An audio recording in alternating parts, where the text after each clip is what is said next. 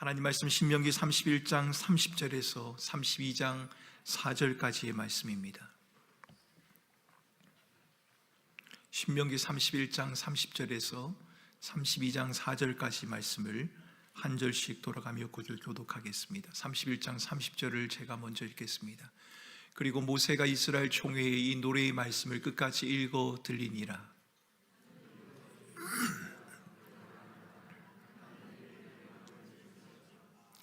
내 교훈은 비처럼 내리고 내 말은 이슬처럼 맺히나니 연한 풀 위에 가는 비 같고 채소 위의 단비 같도다.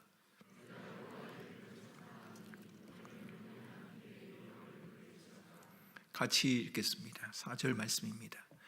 그는 반석이시니 그가 하신 일이 완전하고 그의 모든 길이 정의롭고 진실하고 거짓이 없으신 하나님이시니 공의로우시고 바르시도다. 아멘. 여러분은 어떤 찬양을 가장 좋아하십니까? 오늘도 우리가 함께 모여서 찬양하고 기도하는 시간을 가집니다. 신앙생활을 하면서 가장 자주 부르는 찬송은 어떤 찬송이십니까? 그리고 그 찬양을 부를 때 무엇이 여러분들의 마음에 감동으로 와 닿습니까? 멜로디입니까? 아니면 가사입니까? 아니면 그 노래가 주는 감동입니까? 오늘 우리가 읽은 본문은 성경에 기록된 노래 중의 노래, 가장 탁월한 노래라고 할 수 있습니다. 찬송 중의 찬송이라고도 할 수 있지요. 이 노래가 특별한 이유는 바로 하나님께서 직접 명령하신 노래이기 때문에 그렇습니다. 31장 19절을 읽어보면 이 노래를 써서 이스라엘 자손에게 가르쳐 그들의 입으로 부르게 하라라고 하는 말씀이 나옵니다. 누가요? 하나님이 모세에게 말씀하신 겁니다. 이 노래를 너희 자손에게 가르치고 그들의 입으로 부르게 하라. 하나님이 모세에게 하신 말씀입니다. 왜 하나님은 율법의 마지막에 노래를 명하셨을까요? 왜 이스라엘 백성들은 가나안 땅에 들어가기 직전에 이 노래를 배워야 하고 불러야 했을까요? 오늘 본문 3절과 4절은 그 질문에 대한 해답을 제공합니다. 내가 여호와의 이름을 전파하리니 너희는 우리 하나님께 위엄을 돌릴지어다. 그는 반석이시다. 그가 하신 일이 완전하다. 그의 모든 길이 정의롭고 진실하고 거짓이 없으시다. 공의로우시고 바르시다. 여러분, 이 노래가 특별한 이유는 노래의 시작이 하나님이 누구이신지를 우리에게 선포하고 있기 때문입니다. 우리는 멜로디가 좋으면 참 좋은 노래다, 참 좋은 찬양이다 이렇게 말할 수 있습니다. 박자가 경쾌하거나 음악이 감동적이면 좋은 찬양이다 이렇게 생각하기도 합니다. 은혜롭다 이렇게 표현을 하기도 하지요. 물론 여러분, 이것이 틀린 말은 아닙니다. 하지만 오늘 본문은 우리에게 더 본질적인 질문을 던집니다. 좋은 찬양이 무엇입니까? 진정한 찬송이란 무엇입니까? 내가 찬양을 했다, 찬송을 했다라고 할 때 무엇을 두고 그렇게 말하는 것입니까? 좋은 찬양은 하나님이 누구신지를 드러내는 찬양이고, 진정한 찬양은 하나님이 어떤 분이신지를 고백하는 노래입니다. 본문은 하나님을 어떻게 소개합니까? 하나님은 반석이시다, 흔들리지 않으신다, 무너지지 않는다, 영원히 견고하시다라고 말합니다. 하나님은 완전하다, 그분이 하시는 모든 일에 결함이 없고 흠이 없다고 말합니다. 하나님은 정의로우십니다. 그분의 모든 길은 공평하고 올바릅니다. 하나님은 진실합니다. 거짓이 없으시고 변하지 않습니다. 여러분, 이것이 바로 우리가 찬양할 수 있는 이유입니다. 우리가 찬양할 수 있는 이유는 우리가 노래를 잘 할 수 있기 때문에 찬양하는 것 아닙니다. 찬양할 수 있는 어떤 분위기가 조성되었기 때문에 찬양할 수 있는 것도 아닙니다. 우리가 찬양할 수 있는 유일한 이유, 그것은 하나님이 완전하시기 때문입니다. 하나님은 정의로우시며 하나님은 진실하시기 때문에 우리가 찬양할 수 있는 겁니다. 여러분, 읽진 않았습니다만 5절을 보면 하나님과 우리를 대조한 표현이 등장을 합니다. 하나님은 완전하신데 우리는 흠이 있습니다. 하나님은 정의로우신데 우리는 삐뚤어질 수 있습니다. 하나님은 진실하신데 우리는 악을 행합니다. 여러분, 우리의 형편만 보면, 우리의 처지만 보면 소망이 없습니다. 우리의 상황만 보면 노래할 이유, 찬양할 능력이 우리에게는 없습니다. 하지만 시선을 돌리면 달라집니다. 우리 자신에게서 하나님에게로, 우리의 연약함에서 하나님의 완전하심으로 시선을 돌리면 찬양하는 것이 가능하다는 겁니다. 우리는 변하지만 하나님은 변하지 않습니다. 우리는 넘어지지만 하나님은 우리의 반석이 되십니다. 우리는 실패하지만 하나님은 완전하십니다. 바로 여기에 찬양의 이유와 찬양의 근거가 있습니다. 우리가 아니라 하나님이 우리의 노래의 제목이 되어야 하고, 우리의 감정이 아니라 하나님의 성품이 노래의 내용이 되어야 하고, 하나님이 행하신 일이 우리 찬송의 모든 것이 되어야 하는 것입니다. 6절부터 14절은 계속해서 하나님께서 이스라엘을 위해 행하신 일들을 노래하고 있습니다. 하나님은 자신의 성품을 따라 일하시는 분이십니다. 하나님의 일, 그 일은 하나님이 어떤 분인가 하는 하나님의 성품을 잘 반영해 줍니다. 그러므로 하나님이 하신 일을 노래하는 것, 이것은 곧 하나님의 성품을 노래하는 것이다, 이렇게 말할 수 있습니다.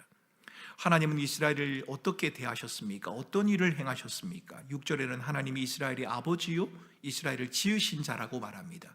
이스라엘을 직접 세우신 분도 하나님이시다고 말합니다. 여러분, 10절은 더 감동적입니다. 여호와께서 이스라엘을 황무지에서 짐승이 부르짖는 광야에서 만나 주셨다고 말하고 호위하시고 보호하시고 자기의 눈동자같이 지켜주신다라고 말씀합니다. 여러분, 눈동자같이 지켜주신다, 이 표현에 좀 주목할 필요가 있습니다. 여러분, 옛말에 이런 말이 있지 않습니까? 몸이 천냥이면 눈은 900냥이다 라고 말입니다.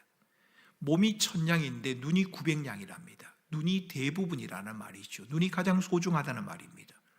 그 중에서도 가장 소중한 것, 바로 우리의 눈동자, 동공일 겁니다. 여러분, 동공의 특징이 무엇입니까? 눈동자의 특징이 무엇입니까? 연약하다는 겁니다.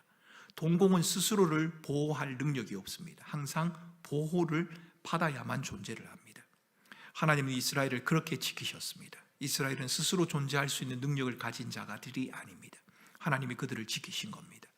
연약하지만 소중한 눈동자처럼 스스로 설 수 없지만 하나님은 눈에 귀한 백성처럼 그들을 지키고 보호하셨습니다. 하나님에 대한 노래는 11절과 12절에서도 계속됩니다. 마치 독수리가 자기의 보금자리를 어지럽게 하고 자기의 새끼 위에 너풀거리며 그의 날개를 펴서 새끼를 받는다, 그런 것처럼 그의 날개 위에 그것을 엎는다라고, 여호와께서 홀로 그를 인도하신다라고 말합니다. 제가 독수리에 대해서 잘은 모릅니다만 추석서를 보니까 독수리는 새끼를 훈련시킬 때 보금자리에서 독수리를 떠밀어 날게 한다고 합니다. 그리고 새끼 독수리가 떨어질 때쯤 되면 어미 독수리는 날아가서 그 날개로 새끼를 받아낸답니다. 하나님도 그렇게 이스라엘을 훈련하시고 넘어질 때마다 이스라엘을 받아주셨습니다. 여러분, 이것이 우리에게 무엇을 말합니까? 하나님은 우리의 믿음의 크기에 따라, 우리의 공로나 업적에 따라 우리를 대하지 않으신다는 겁니다. 하나님은 당신의 성품과 약속에 따라 우리를 지키고 보호하십니다. 우리가 죄로 인해 넘어졌을 때 끝이라고 여기지 말아야 하고, 우리가 하나님을 위해 무언가를 이루었을 때도 우쭐하지 말아야 하는 이유가 바로 여기에 있습니다. 믿음의 출발은 우리의 형편과 처지, 우리의 능력, 우리의 결단, 우리의 결심에 있는 것이 아니라 우리를 지으시고 우리를 부르시고 우리를 인도하시는 하나님으로부터 비롯되는 것입니다. 진정한 찬양은 하나님이 누구신지, 그분이 우리를 위해 무엇을 하셨는지를 노래하는 것이기 때문입니다. 여러분, 가사를 잘 모를 수도 있고요, 그 곡조를 잘 모를 수도 있습니다. 그 노래를 잘 못 따라 부를 수도 있을 겁니다. 그런데 여러분, 그 찬양에 실려져 있는 그 가사를 가만히 묵상해 보면서 하나님을 묵상하고 있다면, 그분이 노래를 부르고 있지 않더라도 그분은 이미 찬양을 하고 있는 것입니다. 여러분, 제가 신학을 공부할 때 이 질문들을 교수님이 자주 하셨습니다. 하나님이 누구신가? 하나님은 무엇을 하셨는가? 이 두 가지를 항상 물어야 한다. 그리고 교수님은 이렇게 말씀하셨습니다. 이 두 질문을 벗어나서 논하는 것은 모두가 다 신학이 아니라 철학이고 사변이다. 하나님이 누구신지, 하나님이 무엇을 하셨는지라는 질문을 놓쳐버리고 성경을 읽게 되면 그것은 그냥 사람들이 하는 말에 불과하고 철학적인 사변에 불과하다라는 겁니다. 신학은 무엇을 위해 존재합니까? 교회가 하나님을 바르게 말하도록 돕기 위해서 존재합니다. 그렇다면 교회는, 우리가 하는 설교는, 모든 사역은, 우리가 부르는 찬양은 하나님이 우리의 반석이심을, 하나님이 우리의 구원자라고 하는 사실을, 하나님이 우리의 인도자가 되신다는 사실을 선포해야 합니다. 이것이 신명기 끝에서 하나님이 노래를 명령하신 이유입니다. 구원받은 백성은 하나님을 노래해야 합니다. 하나님이 누구신지를 노래해야 하고 하나님이 하신 일을 노래해야 합니다. 하나님은 우리의 반석이며 우리를 보호하고 지킨다는 사실을 노래해야 하는 겁니다. 하나님이 반석이시고 우리를 지킨다는 것을 아는 것만으로는 충분하지 않습니다. 하나님이 완전하시고 신실하시다는 것을 머리로 이해하는 것으로 끝나버린다면 그것은 절반만 한 것입니다. 믿음이라는 단어가 바로 하나님과 우리와의 관계를 잘 설명해 줍니다. 여러분, 이렇게 한번 생각을 해 보십시오. 어떤 사람이 산을 올라갑니다. 그러다가 발을 헛디뎌서 미끄러졌습니다. 그리고 절벽으로 떨어지기를 시작합니다. 그 순간 절벽 사이에 튀어나온 나뭇가지가 하나 있었습니다. 그리고 그 나뭇가지를 붙듭니다. 이 나뭇가지가 자신의 목숨을 구할 수 있는 유일한 희망입니다. 어떻게 해야 살 수 있습니까? 나뭇가지를 잡아야 합니다. 나뭇가지가 나를 버텨줄 것이라는 확신이 있어도 손을 뻗어서 잡지 않으면 여러분 떨어질 수밖에 없을 겁니다. 추락을 피할 수 없습니다. 반대로 나뭇가지가 튼튼한지 의심되고 불안해도 어쨌든 손을 뻗어서 잡는다면 그 사람은 살 수 있습니다. 여기서 중요한 것이 무엇입니까? 목숨을 구하는 것은 나뭇가지가 나를 구원해 줄 것이라는 확신의 정도가 아니라 그 나뭇가지의 강도입니다. 그 나뭇가지가 정말 나를 버티게 할 수 있느냐, 내 목숨을 건져낼 수 있느냐, 이것이 중요한 것이지 이 나뭇가지가 반드시 나를 건져줄 것이라는 그 확신이 중요한 것이 아닙니다. 그것보다 그 나뭇가지가 얼마나 강하냐, 나를 버텨내게 할 수 있느냐, 나를 살릴 수 있느냐, 이것이 더 중요한 겁니다. 여러분, 이런 말들을 많이 하지요. 저는 믿음이 작아서 문제입니다. 아닙니다. 여러분, 우리는 원래 믿음이 없는 사람들입니다. 우리의 믿음은 늘 흔들립니다. 중요한 것은 허약한 나뭇가지에 대한 강한 믿음보다 강인한 나뭇가지에 대한 연약한 믿음이 훨씬 낫다는 겁니다. 이것이 오늘 우리가 함께 본 노래의 핵심입니다. 하나님이 친히 강한 나뭇가지가 되신다는 겁니다. 아니요, 하나님은 나뭇가지가 아니라 친히 우리의 손을 붙들고 견디고 이기게 하시는 하나님이십니다. 여러분, 그 나뭇가지가 아무리 강하다고 해도 우리가 버티는 데는 한계가 있지 않습니까? 그런데 하나님께서 그 한계가 있는 우리의 손을 친히 붙들고 우리를 버티게 하고 견디게 하고 이기게 하신다는 겁니다. 우리의 생명을 건져주시는 분, 그분이 바로 우리의 하나님이십니다. 나뭇가지를 붙든 손에 힘이 빠져서 더는 견딜 수 없을 것 같은 그 순간에도 나뭇가지가 과연 끝까지 버텨줄 수 있을지 흔들리는 그 믿음 가운데서도 우리를 끝까지 놓지 않으시는 분, 여러분, 그분이 바로 우리 하나님이십니다. 우리는 그 하나님을 노래하는 겁니다. 이 노래는 우리의 믿음이 얼마나 큰지를 노래하지 않습니다. 이 노래는 하나님이 얼마나 강하신 분인지, 하나님이 누구신지, 하나님이 무엇을 하셨는지를 노래하는 겁니다. 우리의 확신이 아니라 하나님의 반석이라고 하는 사실이 우리의 구원의 근거, 우리가 찬양할 수 있는 근거가 됩니다. 우리의 헌신이 보호의 이유가 아니라 우리가 헌신을 많이 했기 때문에 하나님이 우리를 보호하시는 것이 아니라 하나님의 신실하심이 우리를 지키는 겁니다. 우리의 믿음이 약해 보일 때가 있지 않습니까? 여러분, 괜찮습니다. 중요한 것은 우리의 믿음의 크기가 아니라 우리가 붙잡는 하나님이 누구신지를 아는 것입니다. 넘어지셨습니까? 두려워하지 마시기 바랍니다. 하나님은 우리를 눈동자같이 지키시는 분이십니다. 우리가 길을 잃을 때가 있지요. 낙심하지 마십시오. 하나님은 독수리가 새끼를 받아내는 것처럼 저와 여러분들을 받아내시기에 충분한 분이십니다. 그분을 신뢰하며 그분을 붙들고 살아가시기 바랍니다.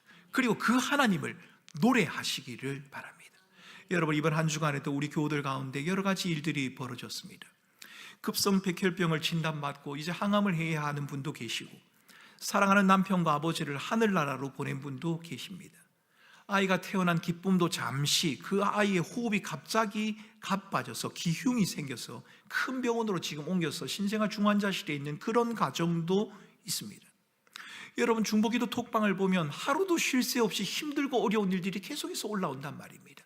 학교에 적응을 할 수 없어서 도저히 학교를 갈 수 없다는 어려움을 호소하고 있는 자녀들에 대한 이야기도 있고, 가정이 겪는 고통과 아픔 때문에 도대체 삶을 어떻게 해야 할지 모르겠다라고 하는 그런 분들도 계십니다.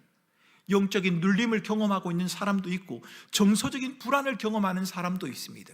죄의 유혹 앞에 넘어져 버려서 어떻게 이것을 다시 회복해야 할지 도무지 알 수 없다고 말하는 그런 사람들도 있다는 말입니다. 거의 매일 힘들고 어려운 교인들의 상황들이 전해져 들려옵니다.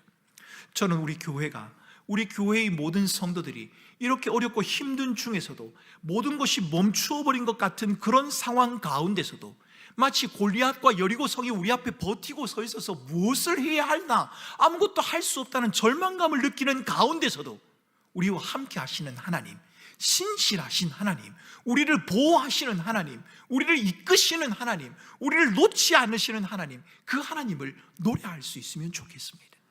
우리의 삶이, 우리의 교회의 모든 사역이 하나님이 어떤 분인가를 드러낼 수 있으면 좋겠고, 우리의 입술에서 하나님의 신실하심을 노래하는 그 찬양이 끊이지 않았으면 좋겠습니다. 반석 되신 하나님께서 우리를 구원하십니다. 완전하신 하나님께서 우리들을 지켜주십니다. 신실하신 하나님께서 우리를 보호하십니다. 여러분, 이것이 바로 오늘 밤 우리가 함께 노래할 수 있는 이유이고 우리가 기도할 수 있는 이유입니다. 이 신실하신 하나님을 마음 가운데 기억하고 힘있게 찬양하고 또 하나님을 힘있게 노래하며 하나님 앞에 기도하는 우리 사랑하는 복된 성도들이 되실 수 있기를 주님의 이름으로 축원합니다.